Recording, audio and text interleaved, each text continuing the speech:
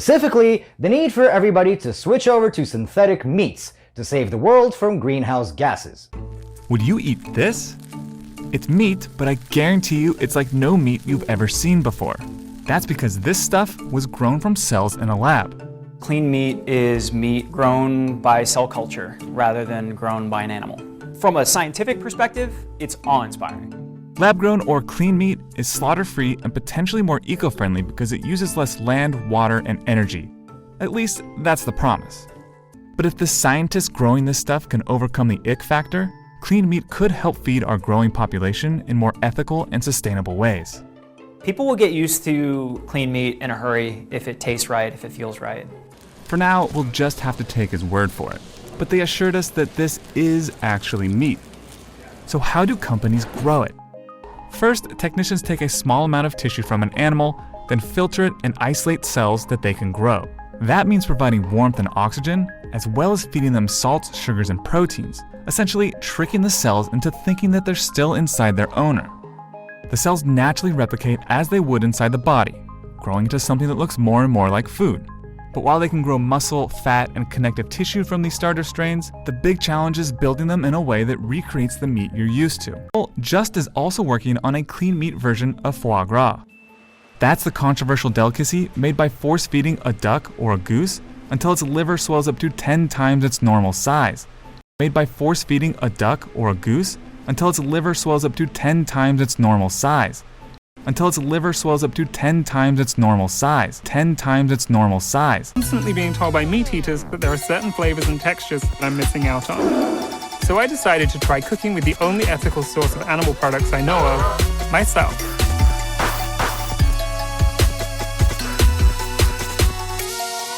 Hey, I'm Jamie Lee Curtis Tate, and today I am unfortunately going to be cooking and eating meringues made from my own blood.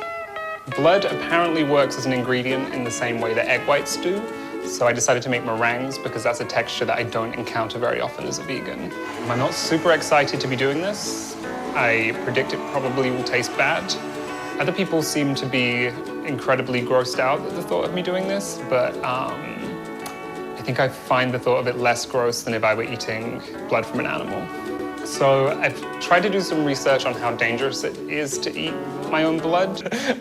What recipes have you made? We start out with blood from different animals, and we do test different animals, so like goat blood and cow. And then we do things like blood pudding. Sometimes we do blood brownies. Yeah. And I mean, obviously you're not an expert in human blood, but when we've been doing research on this, I guess all that I need to do now is take my blood from my body and eat it. I guess all that I need to do now is take my blood from my body and eat it. I guess all that I need to do now is take my blood from my body and... I want to give all the praises and the honor to Yahweh Bahashem, Yahweh Shah Bahashem, Recha HaKodash, and double honors to the elder apostles and the elder bishops of Great Millstone. Also a sincere shalom to you other elders, Wah Akim, you few brothers, the brothers and you few sisters, and you followers. And let me say shalom, salute to the elect, shalom. I want to go in this video here that I ran across. Actually, it was I got inspired off of the video Apostle Tahar put up on where's the beef Bill Gates thinks we need to move on to synthetic meats. This also goes into the video I did prior earlier today that showed that celebrities was doing the same thing, calling it clean meats. They was taking their genetic tissue, and in a nutshell, I'll just keep it understandable. They're taking the genetic tissue and they're growing it in labs, and they're seasoning it so the people can eat it. Okay, so this is what, like, cannibalism. Right? And now it's worse because you got people eating their own blood. I mean, it's cannibalism to eat another human, but to eat yourself? I mean, we can clearly see what happened in 70 AD. It's not far-fetched, you know. People, you know, for that, people saying that that didn't happen, it was fake. You know, you hear all those stories. It's not far-fetched. People are already eating themselves, and we know it. We're in a form of a famine of nutrition, you know. Because the food is GMO, you know, you go in the store and it says organic. Well, if that's organic, what's the other food? If that's whole food, what's the rest? This is real food, what is that? So, there's always also been studies of it being found in meat anyway. You know, that's just what it is. So we can clearly see what happens when you don't follow the laws of the Bible. We can clearly see what happens. You have our own people come up. I remember one grimy, greasy Jake that came up and said, "Get that mess off the corner." You know why he said that? Because he wants to continue in wickedness. People who say things like that about the Bible is because they want to continue in wickedness. This is the correction. You know, this is the correction. It's like a bunch of children want to go in the playhouse and get on the rides, and they're having a whole lot of fun. And then we come in and say, you know, the rides aren't safe. We got to shut the rides down. Those children are going to have a fit. And they will find every excuse in every way to get back on those rides and have fun anyway. And this is what you see here. These people want to continue in their wickedness. And our people follow this. It's crazy to say on Jeremiah 5:28, say they surpass the deeds of the wicked. So anyway, well, what can we say? He goes on to say it's an ethical. You know, we're trying to find an ethical and sustainable way to feed the people. So here we go with Bill Gates and the argument of population control and how we need to control and sustain the earth when the whole globe pretty much fit in one part of America. Allegedly. I'm not sure 100% how true that is, but those were studies that were found. I mean, you have to Google that. But they were found that 1 billion people, and let's make it more reasonable. The whole world would probably fit in Africa. You know? Russia pretty much cover half the globe. Some of it they say it is used, but forests are there. But if you take a plane across the country, you will see that the majority of the country isn't even used.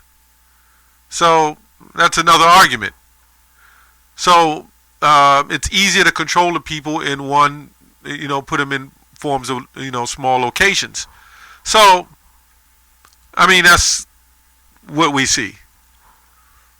So what they're saying is the food is running out, everything is running out, people are overpopulating.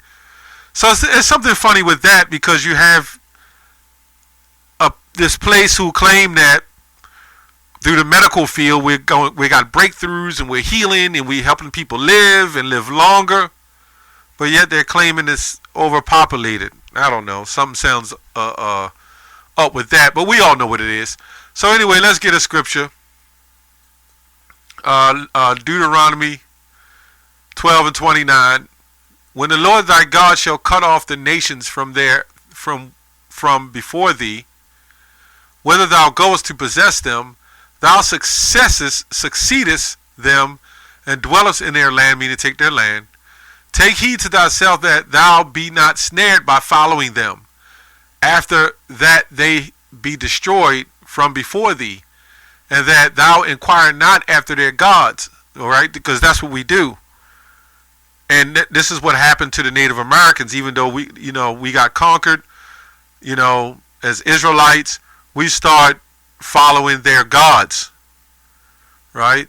And we even had this happen in the ancient time where we was following their gods after taking, getting the land, an account comes to Achan or Akan, however you want to pronounce it. From when they took the land, he wanted the goods, and he had his family and himself stoned, right? Stoned and him set on fire or something like that. So let's go on. How did these nations serve their gods? Even so will I do likewise, right? Well, let me go back up, so I want to lose it. And that thou inquire not after their gods, saying, how did these nations serve their gods? Even so will I do likewise, right? You're not supposed to inquire how did they serve their gods. That's like Lot's wife looking back. You're not supposed to even inquire on that. Thou shalt not do so unto the Lord thy God, for every abomination to the Lord which he hateth have they done unto their gods, right? For even their sons and their daughters have they burnt in the fire to their gods. Blood sacrifices, right? So when you look at the Hamites and those other nations, mainly those Hamites, some of them Egyptians, they was into that kind of practice of that's where you get the voodoo, and all that stuff from, which our people was actually practicing that. But they was into dumping blood on themselves and drinking blood and things like that. We see this practice that this man has picked up, but he is the forerunner of that, He was created to do that. Right? So let's go to Leviticus 17:10. Let's go to Leviticus 17:10. And whatsoever man therefore be of the house of Israel, or the strangers that sojourn among you, that eateth any manner of blood, I will even set my face against that soul that eateth blood, and will cut him off from among his people. Right? For the life of the flesh is in the blood, and I have given it to you upon the altar to make an atonement for your souls. For it is the blood that maketh an atonement for the soul. Therefore I said unto the children of Israel, no soul you shall eat, no soul of you shall eat blood, neither shall any stranger that sojourn among you eat blood. Was those strangers that sojourned amongst was the Israelites, like the foreign Israelites. Because remember, the covenant went to the Israelites, and still do.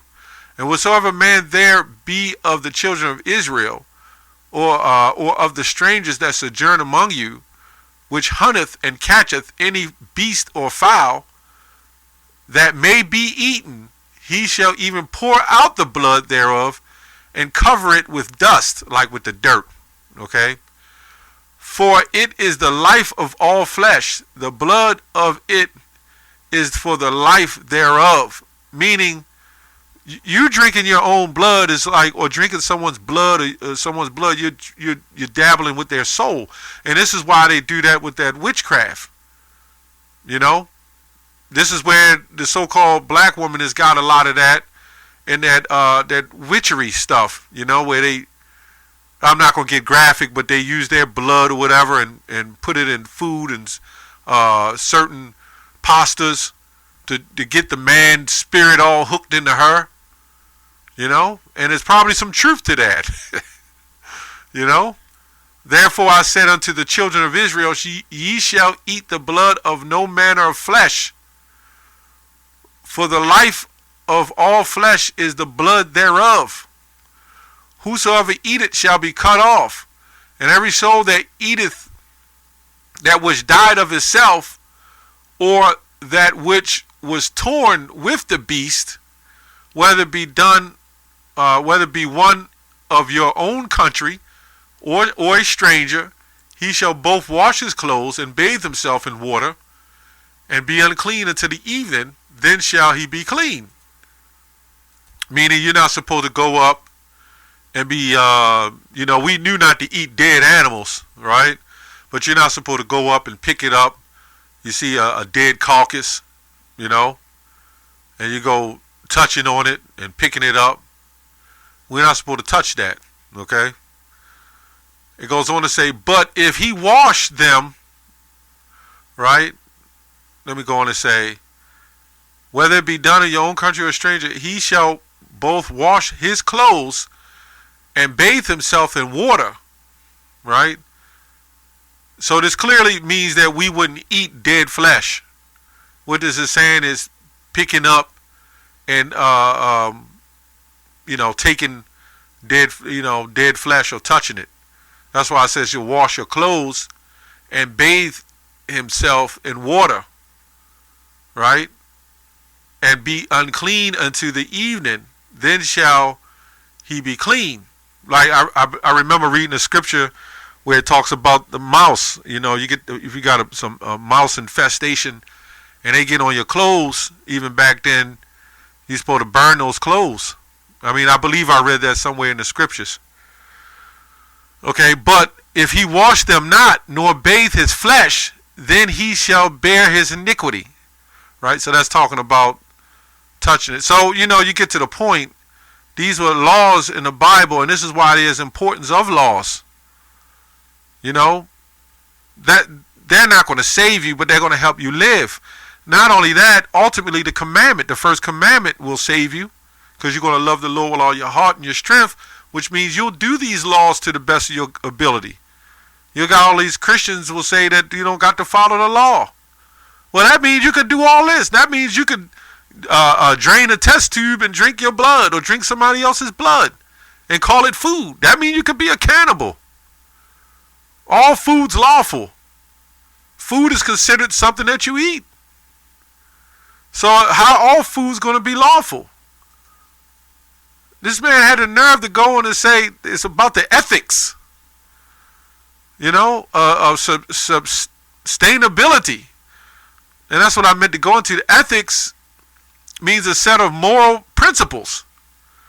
Okay? Moral principles. When you go to moral, it means relating to something that's right and wrong in behavior. Expressing the right behavior. Right? Like a virtuous woman would be considered moral. Right? Virtuous means moral excellence. A top behavior. So anyway, I just thought this was interesting. As from the last video, we can see that you have these mad scientists. You got cannibalism, self-cannibalism, if you want to call it that. It's just all kinds of things going on, man. This is why we need the Lord to return. But the Lord is not going to, destroy anything that's not cruel or wicked. So these things have to happen. Anyway, that's all I have on that. Shalom.